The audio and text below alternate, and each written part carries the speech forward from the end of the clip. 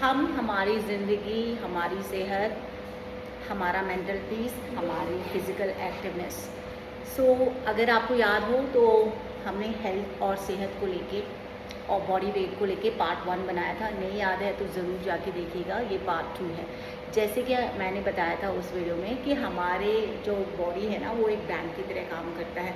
आपके height, as के हिसाब से आपका बॉडी वेट जो है वो 1000 होना चाहिए। आपके बैंक अकाउंट में 1000 रुपये जमा होने चाहिए, पर आपके बैंक अकाउंट में अभी 2000 रुपये हैं। तो क्वाइट ऑब्वियस ये आपका एक्सेस फैट है, एक्सेस बॉडी वेट है, एक्सेस बल्जिंग है।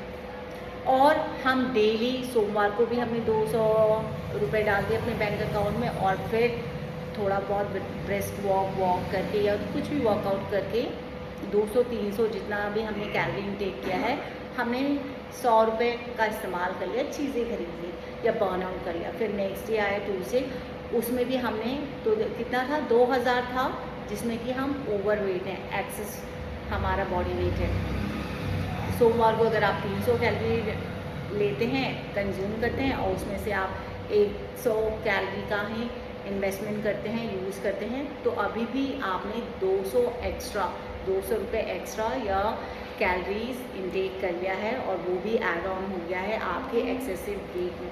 मंगलवार को आपने फिर से 200 से 300 कैलोरी कंज्यूम कर ली है, और उसमें से 100 यूज़ की हैं, तो कितना हो गया, लगभग आपके पास मंगलवार तक 2400 का जमा पूंजी अपनी बॉडी के अंदर है।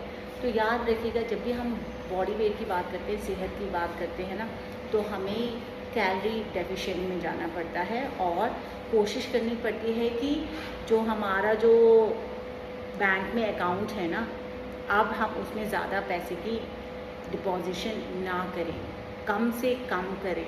वो कैसे कर सकते हैं, आप पोर्शन कंट्रोल को और through out the day active रह के।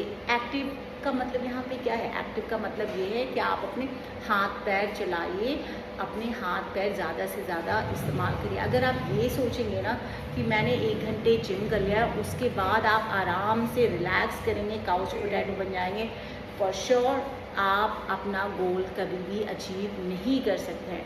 तो याद रखिएगा, अगर आप सेलिब्रिटीज़ को देखते हैं तो उनके पास कई तरह के हेल्प होते हैं, उनके पास कई तरह के अकाउंटेबिलिटी पार्टनर्स होते हैं। वो क्या खा रहे हैं, कितना फाइबर खा रहे हैं, कितना प्रोटीन खा रहे हैं, कितना कार्बोहाइड्रेट इंटेक कर रहे हैं, सबका कैलकुलेटेड मेजरमेंट होता है।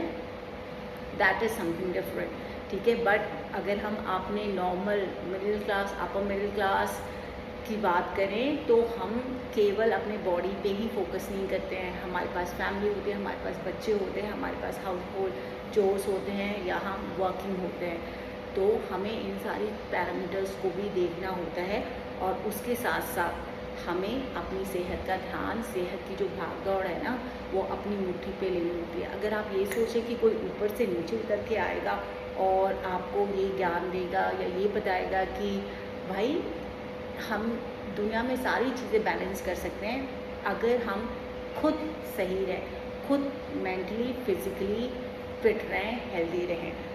तो याद रखिएगा, सबसे बड़ा मंत्र, सबसे बड़ी पूंजी जो ज़िंदगी की होती है ना, किसी के लिए इरेस्पेक्टिव, आपकी खुद की सेहत होती है, आपका खुद का एनर्जी लेवल होता है, आपकी खुद की पॉजिटिविटी होती है, आपकी खुद की मोटिवेशन होती है।